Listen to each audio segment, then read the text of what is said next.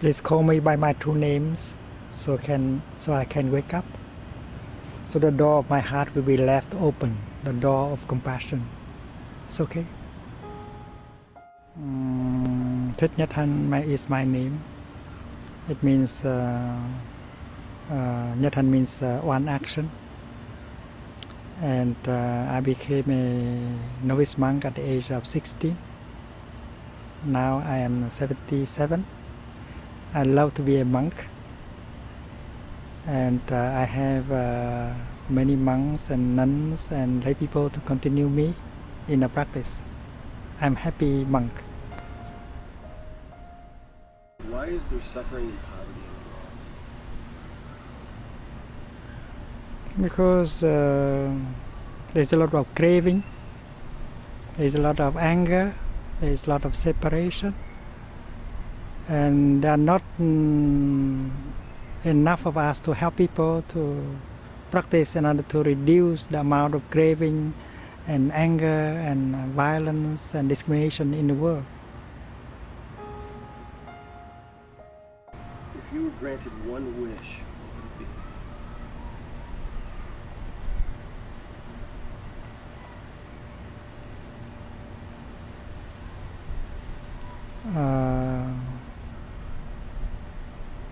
If only everyone knows how to enjoy living in the present moment and not to run into the future, that would be wonderful, because there are enough conditions of happiness in the here and the now. And if you can go home to the present moment and touch the wonders of life in the here and the now, you don't have to suffer, you don't have to run after fame, profit, wealth and sex anymore.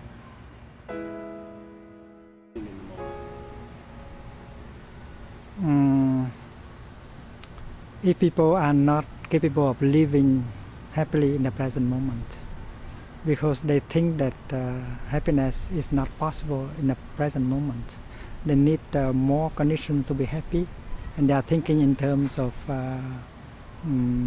fame, power, profit, and sex.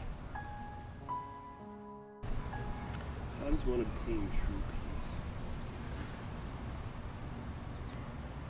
If you have enough understanding and compassion within yourself, you have peace. You are not angry at people anymore, and you can help people to bring peace to themselves.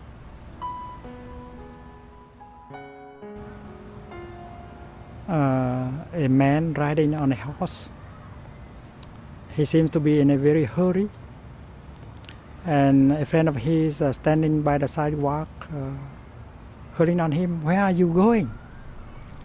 And the man on the horse said, "I don't know, you ask the horse." It means that we do not know where we go. We allow the situation to carry us away. We are not in control of ourselves. We do not live our own life in the here and the now. How would God want us to respond to oppression and terrorism? Terrorism, violence, hate are products of wrong perceptions. People have wrong perceptions on themselves and on others. And we also have wrong perceptions on ourselves and on them. They may have thought that we are trying to destroy them as a religion, as a culture, as a nation. They may think of us as the obstacle on their path of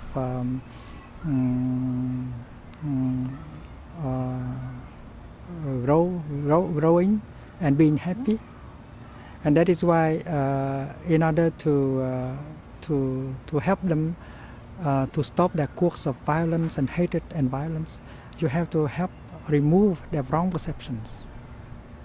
And to do that, you cannot use the bombs, the guns. You have to use peaceful communication. You have to use loving speech and compassionate listening. And when you know how to listen deeply, You understand why they have done violence to themselves and to us. And we understand what we have done in order to give the impression that we don't want them. We want them to die. We want to destroy them.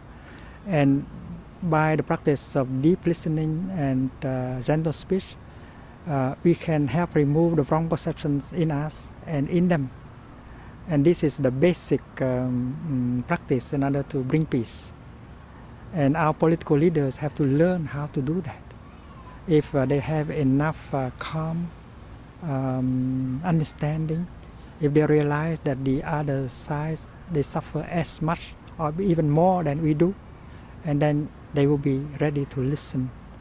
And they can say, dear people, you must have hated us so much. You must be very angry at us to have done such a thing to us. Please tell us why you have done that. What have we done in order for you to hate us that much, to be angry at us that much? And you listen with all your heart, and you begin to understand, and you will be able to help them to remove their wrong perceptions. And they may be able to help you to remove your wrong perceptions on yourself and on them. And this is a very urgent and basic work for peace, to remove terrorism and violence in the world. Describe God and working God If you agree that God is the ultimate, and then you should not say anything about God. You should not talk about God. You should not use any notions to describe God, including the notion being, non-being, beginning, ending, good and evil. None of these notions can be applied to God, because God is the absolute, is the ultimate. It's like nirvana.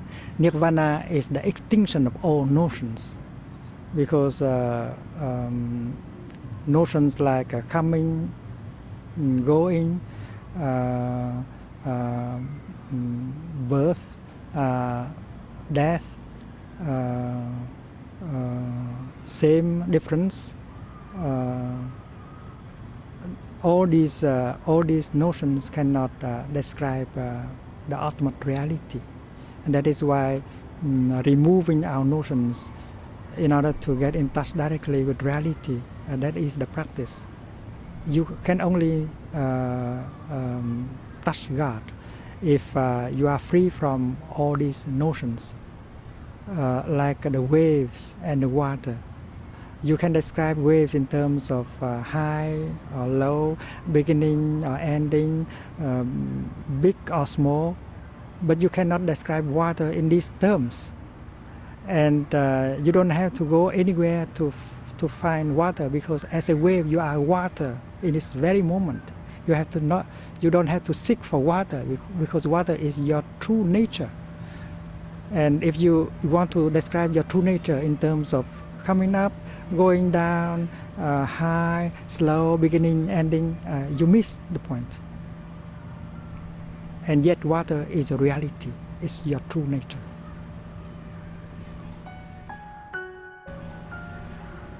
What is the meaning of life? Life is a wonder. If you are capable of being there, fully present in the here and the now, you see that you are a miracle, and everything you get in touch with, like the blue sky, the trees, the face of children, they are all miracles, wonders of life. And only by living deeply these wonders that you have a real experience of life, and not by talking. Describe the spiritual journey.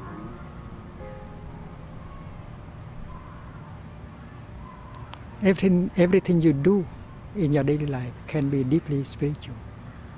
walking can be very spiritual. If you walk mindfully and in concentration, you get in touch with all the wonders of life that are available.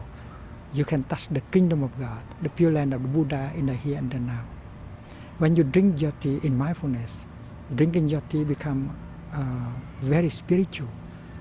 You are alive, you are fully present, and the tea that you hold in your hand is also a miracle. And that is why to be mindful, to be concentrated, to be fully present, you touch the miracle of life in you and around you all the time. Despite our apparent differences among people, the theme of the project is we are all one. Could you comment your thoughts on that? My right hand, its name is right hand, is not the same with my left hand. My right hand seems to do most of the things, like writing poetry, doing calligraphy, playing the bell. It does so many things. But my right hand is never proud of itself and saying that you, left hand, you are good for nothing. There is no feeling of superiority. There is no discrimination in my right hand. And then when I look into my left hand, I don't see any complex in my left hand. My left hand has no complex whatsoever, whether the complex of superiority or inferiority. And the love and the understanding and the cooperation between the two is perfect. And my two hands are really one.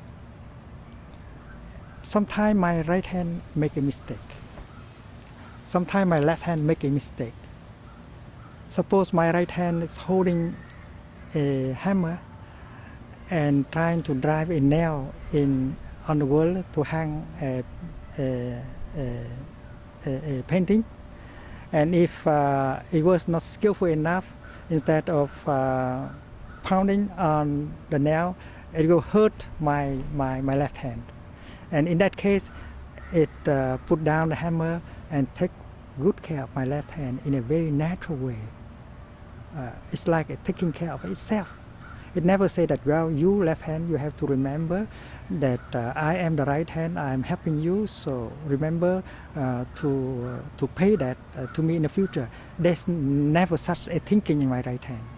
And my left hand never said that you have done wrong to me. You have made me suffer. Give me that hammer so I will punish you because that is just justice. My left hand does not have that kind of thinking. So there is the wisdom of non-discrimination in my two hands. And if we have, we live in such a way that the Israelis and the Palestinians have that kind of wisdom, and then they will behave as brothers, like a left hand and right hand. And there will be no escalation of anger and hatred. If Iraq and America knows that they are brothers and the wellness of one country is important for the wellness of another country, if the safety of one country is important for the safety of the other country, and then there will be no discrimination, no punishment. And this is why the wisdom of non-discrimination is very important. Without that wisdom of discrimination, we cannot see the truth that all are one. Thank you.